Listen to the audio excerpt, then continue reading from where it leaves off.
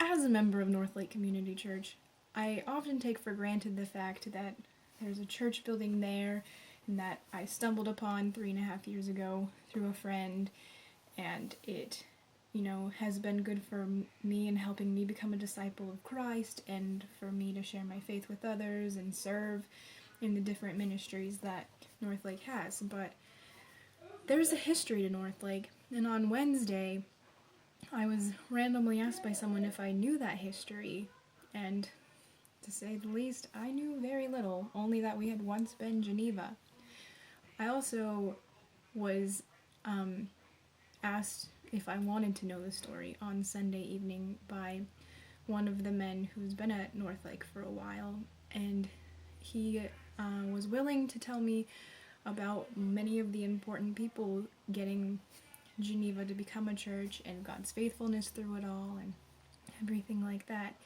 So I just felt like I wanted to dig a little deeper and share what I've known. 100 years ago, a woman named Carrie Cole had a heart for children, and she wanted to open up her home for Sunday school so that she could share Christ. And this grew and grew, and then it finally, when the Whipples came to town from Seattle, they moved this group on to the first campus, and then high schoolers came and were helping out, which made more kids come, and together that just made a larger group. And a kindergarten was started at the Firs, and they put all this play equipment in and all this stuff, and then there were a lot of groups started. There was Bible classes were started to reach out to the community, and it did bring in a lot of new believers and new people to the community that would be called Geneva.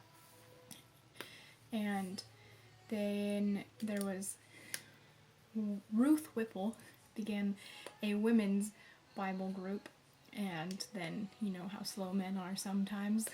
In response, they finally started a men's group, and then they decided that they wanted to have their own space to worship God, and so a chapel was built in 1962, and that was started by Grant Whipple, and it was great.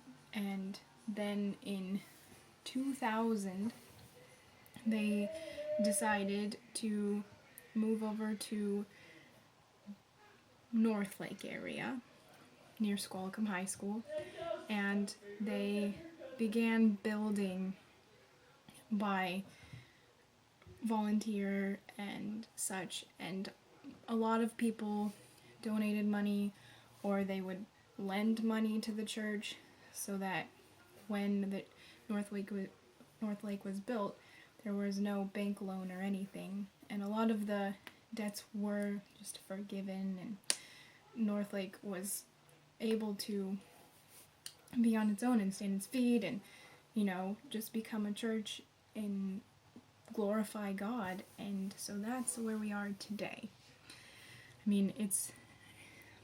Northlake is going to have things fall apart and break, but we have a great team to take care of that. And it's just amazing that God's been so faithful through it all, and that Northlake can fill out its mission because of the structure that we have. We have a mission to make more and better disciples of Christ. And how do we do that? By loving God, loving God's people, and loving the world and serving the world. And so I'm really grateful that I got to look into that this week. And if you ever stumble upon Northlake, there is a placard, and it does say the Whipple's name in it, and in the background is the Firs. And just interesting fact.